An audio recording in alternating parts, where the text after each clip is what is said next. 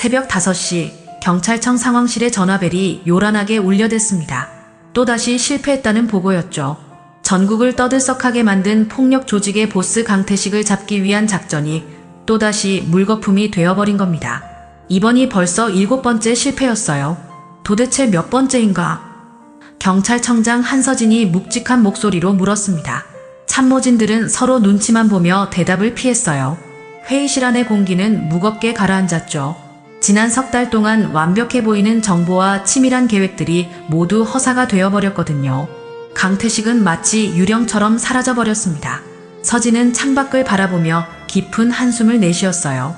시민들의 원성이 날로 높아지고 있었거든요. 인터넷 댓글창은 무능한 경찰, 세금 도둑이라는 비난으로 가득했습니다. 언론에서는 연일 경찰 무능론을 제기했고 청와대에서도 압박이 거세졌어요.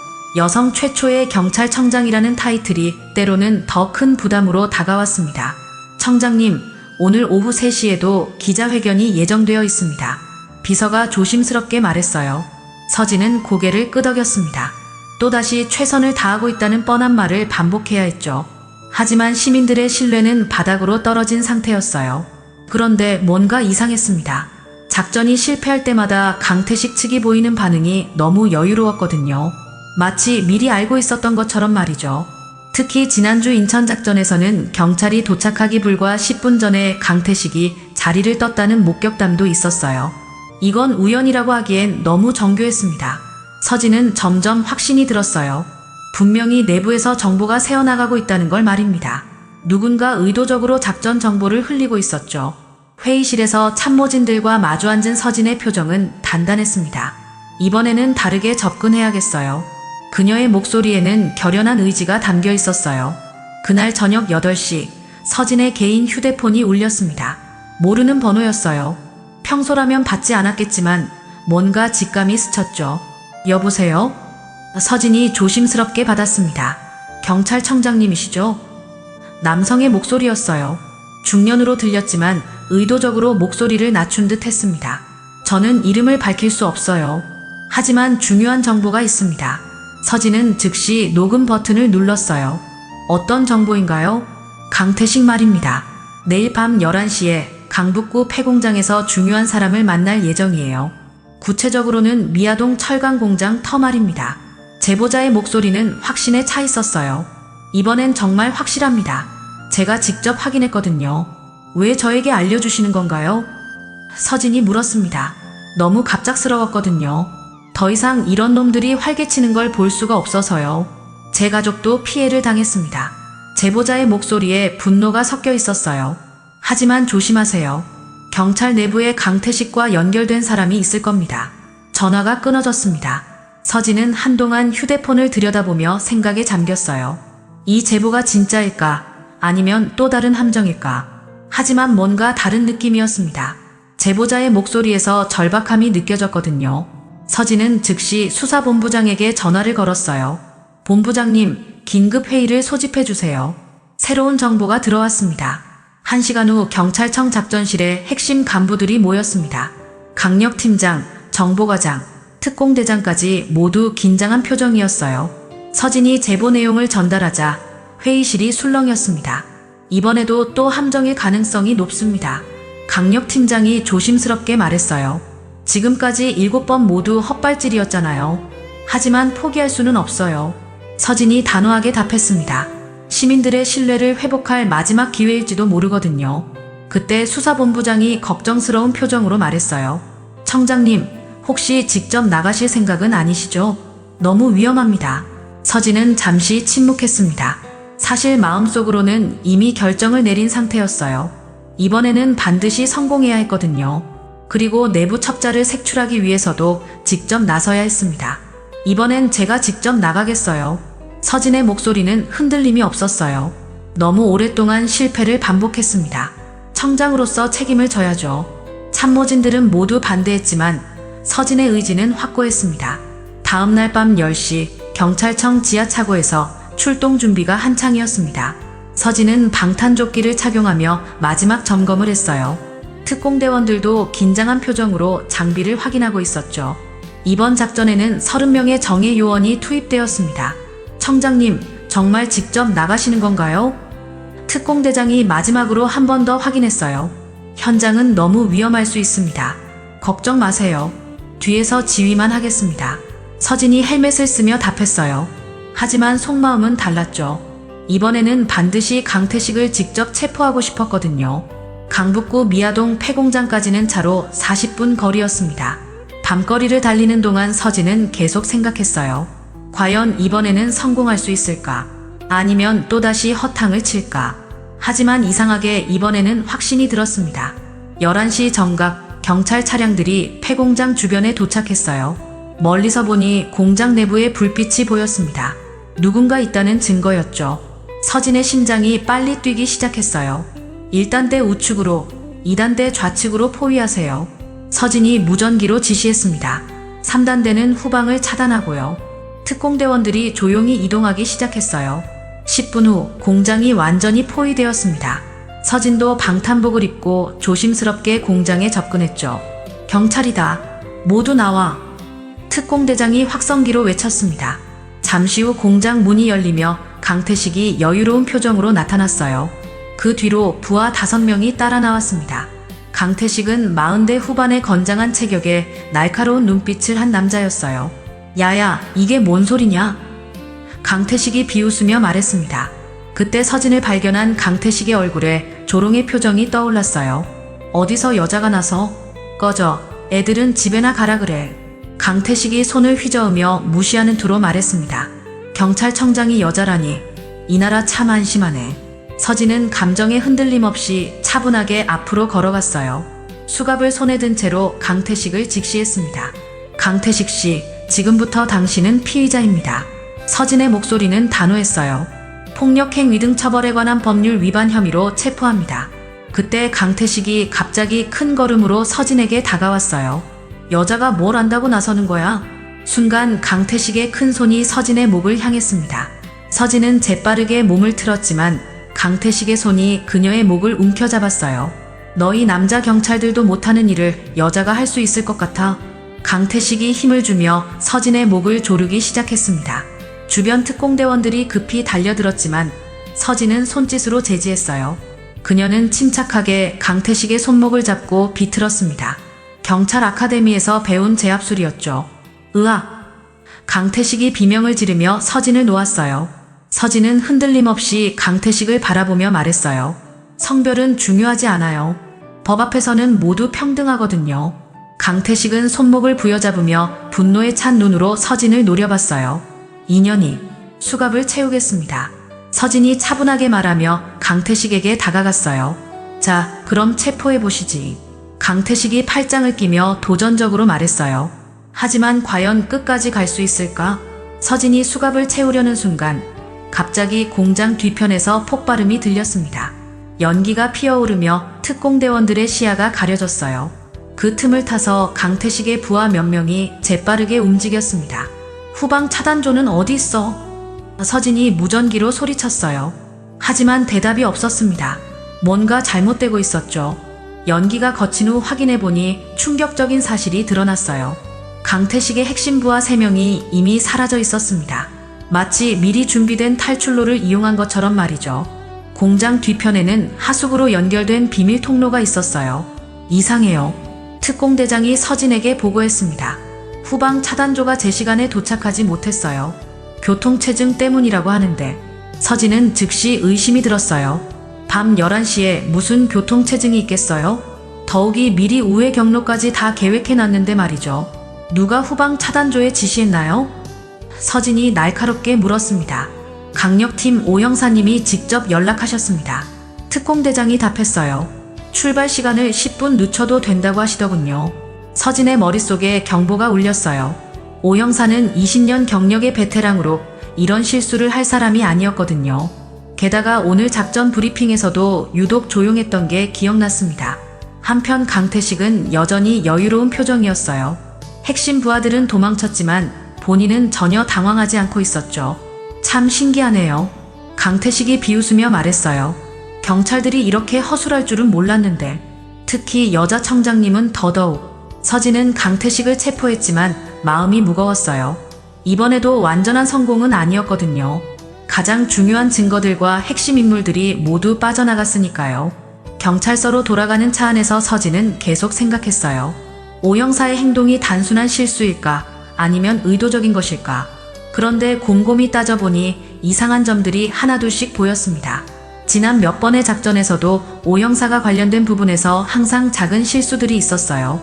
정보 전달 지연, 인력 배치 실수, 장비 점검 누락 등 개별적으로 보면 사소한 것들이지만 종합해보면 모든 작전 실패의 결정적 원인이 되었죠. 특공대장님, 서진이 조용히 불렀어요. 오 형사와 관련된 모든 기록을 조사해보세요. 지난 석 달 동안의 모든 작전 기록 말이에요. 혹시 의심되는 부분이 있으신가요? 특공대장이 신중하게 물었습니다. 아직은 확신할 수 없어요. 하지만 너무 많은 우연이 겹치고 있습니다. 서진의 눈빛이 날카로워졌어요. 만약 내부에 첩자가 있다면 이번이 마지막 기회일 수도 있거든요. 차창 밖으로 새벽 공기가 스며들었어요. 서진은 결심했습니다. 이제는 정면 승부를 할 때가 온 거죠. 이틀 후 새벽 서진은 경찰청 자신의 사무실에서 혼자 파일들을 뒤지고 있었어요. 지난 석 달간의 모든 작전 기록을 다시 검토하고 있었죠. 커피잔이 벌써 3개째 비어 있었습니다. 뭔가 있을 거야. 서진이 중얼거리며 오 형사의 행적을 추적했어요. 첫 번째 작전 실패부터 7번째까지 모든 상황에서 오 형사가 관여한 부분들을 빨간 펜으로 표시했습니다. 패턴이 보이기 시작했어요. 그때 문을 두드리는 소리가 들렸습니다. 청장님, 감찰팀장 박 과장입니다. 들어오세요. 서진이 파일을 정리하며 답했어요. 박 과장은 30대 후반의 꼼꼼한 성격으로 유명한 사람이었어요. 감찰 업무에서는 그 누구도 믿지 않는다는 원칙을 가지고 있었죠. 청장님께서 부탁하신 오 형사 관련 자료입니다. 박 과장이 두꺼운 파일을 내려놓았어요. 조사 결과 몇 가지 의심스러운 점들이 발견되었습니다. 서진은 즉시 파일을 열어봤어요. 첫 페이지부터 충격적인 내용이었습니다. 오 형사의 통장에 지난 석 달 동안 출처가 명확하지 않은 입금이 여러 차례 있었거든요. 이 입금들은 뭔가요? 서진이 손가락으로 가리키며 물었습니다. 표면적으로는 부동산 임대료라고 되어 있어요. 하지만 해당 부동산이 실제로 존재하지 않습니다. 박 과장의 목소리가 진지했어요. 더 문제는 입금 시기예요. 모든 작전 실패 직후에 들어왔거든요. 서진의 표정이 굳어졌어요. 이제 확신이 섰습니다. 오 형사가 내부 정보를 팔아넘기고 있었던 거죠. 통화 기록은 어떤가요? 서진이 추가로 물었습니다. 그게 더 교묘해요. 박 과장이 다른 페이지를 펼쳤어요. 개인 휴대폰으로는 수상한 통화가 없어요. 하지만 공중전화 사용 기록을 추적해보니 패턴이 보입니다. 매번 작전 전날 밤에 특정 공중전화에서 통화를 했어요. 서진은 손을 꽉 쥐었습니다. 20년을 함께 일한 동료가 배신자였다는 사실이 믿기지 않았어요. 하지만 증거는 명확했습니다. 박 과장님, 함정 수사를 준비해야겠어요. 서진이 결심에 찬 목소리로 말했어요. 이번에는 확실한 증거를 잡아야 합니다. 어떤 방식으로 진행하시겠습니까?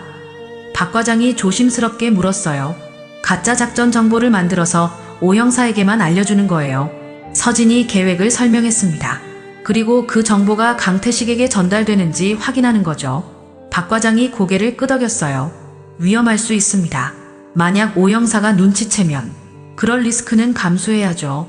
서진이 단호하게 말했어요. 더 이상 시민들을 실망시킬 수는 없어요.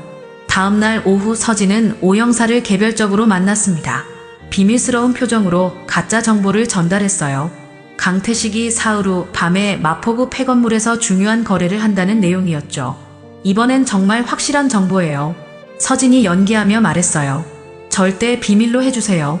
오 형사는 평소와 다름없는 표정으로 알겠습니다라고 답했어요. 하지만 서진은 그의 눈빛에서 미묘한 변화를 포착했습니다. 그날 밤 감찰팀이 오 형사를 미행했어요. 과연 그가 어떤 행동을 보일지 지켜보는 거였죠. 그날 밤 10시 감찰팀의 미행 보고가 들어왔습니다. 오 형사가 집에서 나와 강남구의 한 공중전화로 향하고 있다는 내용이었어요. 서진은 작전 상황실에서 실시간으로 상황을 지켜보고 있었죠. 청장님, 오 형사가 공중전화 앞에 도착했습니다. 감찰팀원의 목소리가 무전기를 통해 들려왔어요. 지금 전화를 걸고 있어요. 서진의 심장이 빨리 뛰기 시작했어요. 드디어 결정적 순간이 온 거죠. 멀리서 망원 렌즈로 촬영하는 감찰팀원의 카메라가 오 형사의 모든 행동을 기록하고 있었습니다. 통화 시간이 3분 정도네요. 감찰팀장이 보고했어요. 이제 집으로 돌아가는 것 같습니다. 서진은 이제 확신했어요. 오 형사가 강태식에게 가짜 정보를 전달했다는 걸 말이죠. 이제 진짜 함정을 놓을 차례였습니다. 이틀 후 서진은 특별팀을 구성했어요. 오 형사를 제외한 신뢰할 수 있는 팀원들만으로 구성된 정예팀이었죠. 특공대장, 감찰팀장, 그리고 서진이 직접 선발한 10명의 경찰관들이 전부였습니다. 오늘 밤 작전은 철저히 비밀로 진행합니다. 서진이 팀원들에게 말했어요. 오 형사에게는 가짜 정보대로 마포구로 가라고 지시할 거예요. 우리는 진짜 현장인 강북구 폐공장으로 가는 겁니다. 팀원들의 표정이 진지해졌어요. 모두 내부에 배신자가 있다는 사실을 알고 있었거든요. 그런데 청장님, 강태식이 정말 나타날까요? 한 팀원이 걱정스럽게 물었어요. 나타날 거예요. 서진이 확신에 찬 목소리로 답했어요. 오 형사가 우리 동향을 계속 보고했을 테니까 강태식은 우리가 마포구에 있다고 생각할 거예요. 그러면 안전하다고 판단해서 원래 계획대로 강북구로 올 겁니다. 그날 저녁 9시 서진은 오 형사를 불렀어요. 오 형사님, 마포구 작전을 직접 지휘해 주세요. 저는 청에 남아서 상황을 총괄하겠습니다. 오 형사는 기뻐하는 표정을 숨기려 했지만 서진의 예리한 눈에는 다 보였어요. 그는 분명히 강태식에게 서진이 현장에 나오지 않는다는 정보를 전달할 거였죠. 10시 30분 오 형사가 마포구로 출발한 직후 서진과 특별팀이 강북구로 향했습니다. 이번에는 완전히 은밀하게 움직였어요. 무전기도 특별 주파수를 사용했죠. 모든 팀, 위치 확인하세요. 서진이 조용히 지시했어요. 1단대 우측 배치 완료. 2단대 좌측 포위 완료. 3단대 후방 차단 완료. 이번에는 완벽했어요. 모든 탈출로가 차단되었고 배신자도 없었죠. 11시 정각 검은색 승용차 2대가 폐공장에 도착했어요. 강태식과 그의 핵심 부하들이었습니다.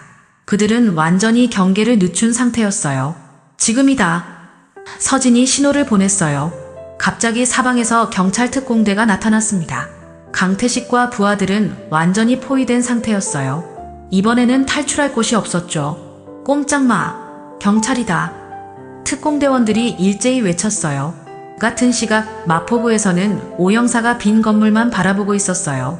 그리고 그 순간 감찰팀이 오 형사를 체포했습니다. 오 형사님, 당신도 체포합니다. 모든 것이 서진의 계획대로 진행되었어요. 이럴 수가. 강태식의 얼굴에서 여유로운 표정이 완전히 사라졌어요. 그는 사방을 둘러보며 탈출구를 찾으려 했지만 이번에는 완벽하게 포위되어 있었습니다. 부하들도 모두 당황한 표정으로 손을 들고 있었죠. 서진이 천천히 강태식 앞으로 걸어갔어요. 이번에는 방탄복 대신 정장을 입고 있었습니다. 경찰청장으로서의 위엄을 보여주고 싶었거든요. 강태식 씨, 이제 끝입니다. 서진의 목소리는 차분했지만 단호했어요. 더 이상 도망갈 곳은 없어요. 강태식은 여전히 믿기지 않는다는 표정이었어요. 어떻게? 분명히 마포구로 간다고 했는데 당신의 정보원이 잘못된 정보를 준 거죠. 서진이 수갑을 꺼내며 말했어요. 아니, 정확히는 우리가 의도적으로 흘린 정보였습니다. 그때 강태식의 휴대폰이 울렸어요. 오 형사에게서 온 전화였죠. 하지만 이미 오 형사도 체포된 상태였습니다. 강태식은 전화를 받지 못했고 그제서야 상황을 완전히 이해했어요. 설마 오 형사가? 강태식의 목소리가 떨렸어요.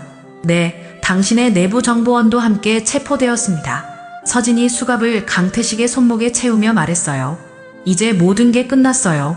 강태식의 무릎이 꺾였어요. 그는 바닥에 주저앉으며 고개를 떨구었습니다.